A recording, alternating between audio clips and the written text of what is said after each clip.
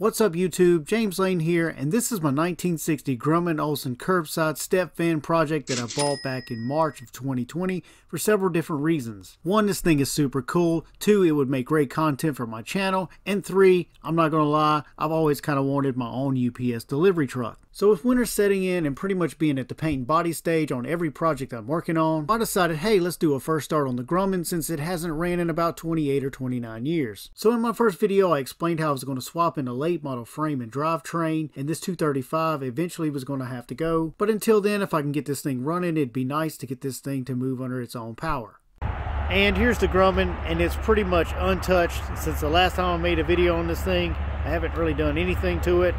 But we're going to go inside and take a look at the engine and see what we can do there. So this thing's been sitting and it's not running, and I don't know how long it's been off the road. The last paperwork that I could find that this thing was actually in service on the road was around 1992, which means this thing's been sitting for about 28 years. And this is a 235 engine. I did verify that off of the tag, and these engines are, you know, they're pretty reliable engines. So I think what has happened was, I think this thing was parked as a project. I don't think there was anything major wrong or anything really wrong with it. It was just parked and just kind of put aside. So I think this engine would run. It should run. We're probably going to have to rebuild a carburetor. We're going to have to do some work to it, obviously, since it's been sitting. And we're going to have to make sure it's not stuck.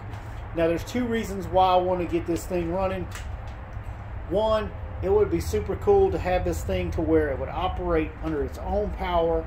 And two, when I go to remove the frame and the driveline and all this stuff, it's obviously going to be worth more money to somebody if it's a running and driving setup. So that's what I want to do. So if we can get this engine running, and we can figure out if it'll actually move, all the clutch and everything's good, then we can concentrate on the brakes and we can get this thing running to where we can actually take it to cruising and stuff. Now, this is just a pretty typical 235 as you would find like in some of the cars. The only difference being is this thing has an updraft carburetor, and it's a Carter BB1. Now, it's kind of a hard carburetor to come by, and the kits, you can get the kits, they're kind of expensive, but we'll work on that later. We're definitely going to have to do that as far as, you know, getting this thing running. And the tune-up stuff, we'll do that at a later date if we can get it running. But we're going to start off first by seeing if this engine's stuck. I'm going to go out there and try to turn it by hand and see if it actually is freed up. Now let's give her a pull and see if she's stuck. Oh yeah, she's turning free. Well, now that it's been verified this thing is not stuck, I'm going to do a few things. I'm going to pull this valve cover. We're going to check to make sure there ain't no stuck valves. We're going to spray those down PB Blaster. We're going to take the distributor cap off. We're going to look in there, check the points. And I believe I'm going to try to start this thing on ether without tearing into that carburetor just yet. Now, if we can get it to run on starting fluid, then I'll pull that carburetor and we'll go from there. We'll rebuild the carburetor and get some fuel hooked up to an external tank and see if we can get it to run on its own. But we're going to do these few little things first, just so we don't go too far too soon, so to say. Let's see what she looks like.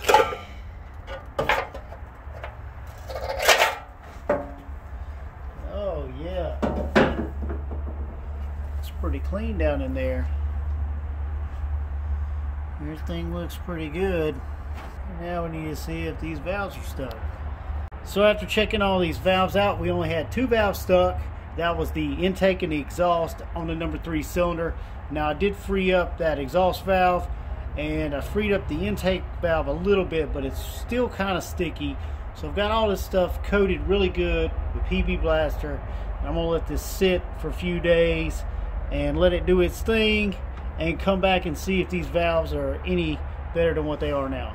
And I've thrown the valve cover back on just for the time being to let those valves soak so we don't get any kind of contaminants down in there. And upon inspection of this carburetor, I noticed there was a problem with it. and that would be the throttle mechanism is stuck. So what I decided to do is just go ahead and pull it off, and I'm gonna go ahead and soak this thing, clean it up, buy a rebuild kit, and just rebuild it.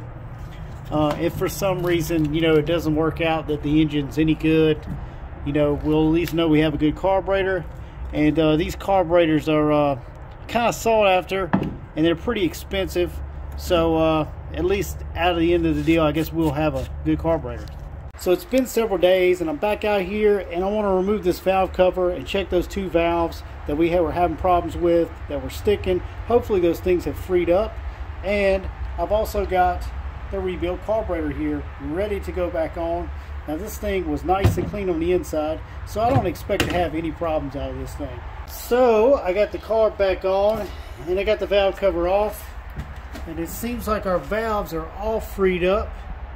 Now I've got a battery hooked up here, but it's weak. I need to get a charge on it, but it will actually turn over real slow, and I'll let you see that. You jump across the starter here.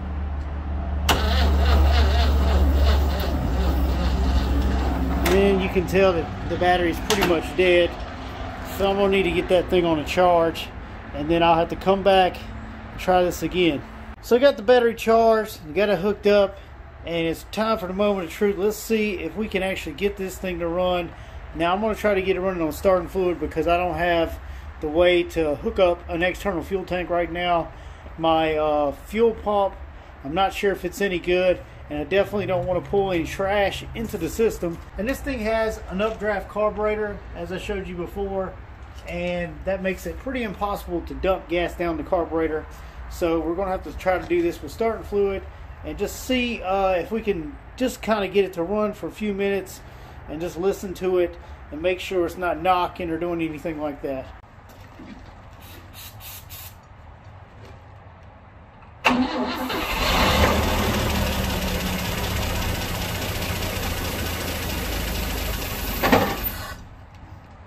So at least I heard it run for a few minutes, and it wasn't making any noise. I didn't see any kind of issues with the valve train or anything, and that's a good sign. That means we can move on and start replacing some of these things, like the spark plugs, the wires, the distributor cap, the rotor button, the points, the fuel pump, and get this thing to where it'll run on an external fuel tank, obviously, because we don't want to pull any old gas from the tank. I'm not even sure the condition of that. So I'm gonna go ahead and order all the parts and get everything that we need, so we can get this squared away, and then we'll come back and run this thing off an external tank.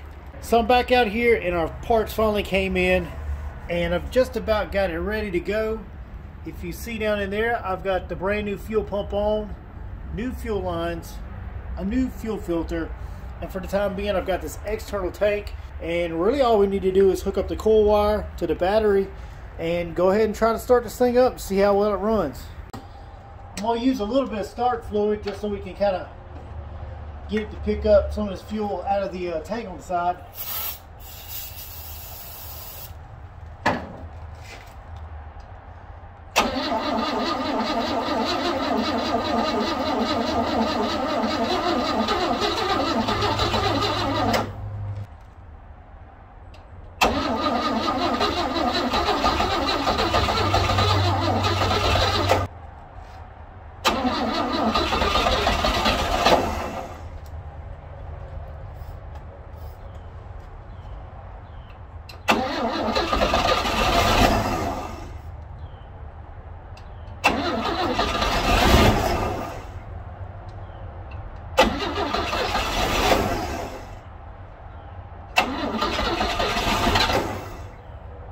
So I think I kind of flooded it out there, and also noticed that I had this spark plug wire right here off when I was doing testing, and I didn't get it back on. So let's try this thing again and see if it'll run.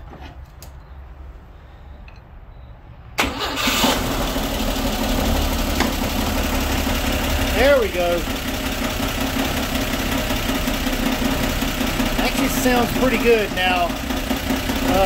It's pretty cold out here. It's probably in the 30s.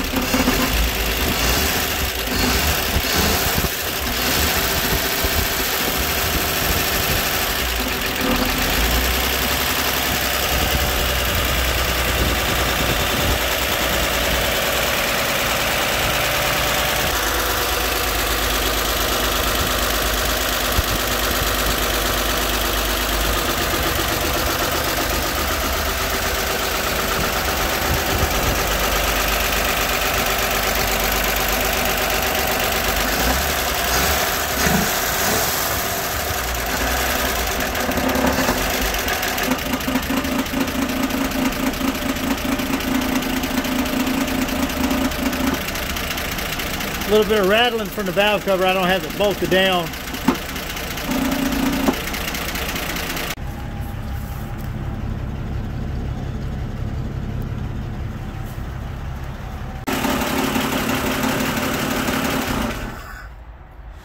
So yeah, that's it. I don't think there's any issues.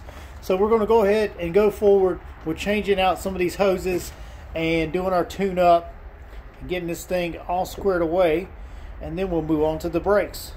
So the first start was a success, and the brake parts and the tune-up parts have been ordered. So until next time when we install those parts, I'd like to say thank you for watching. If you've enjoyed this video, be sure to click the like button. Also, make sure you're subscribed to my channel. Click the bell so you'll get the notifications. And you can also follow me on Facebook and Instagram.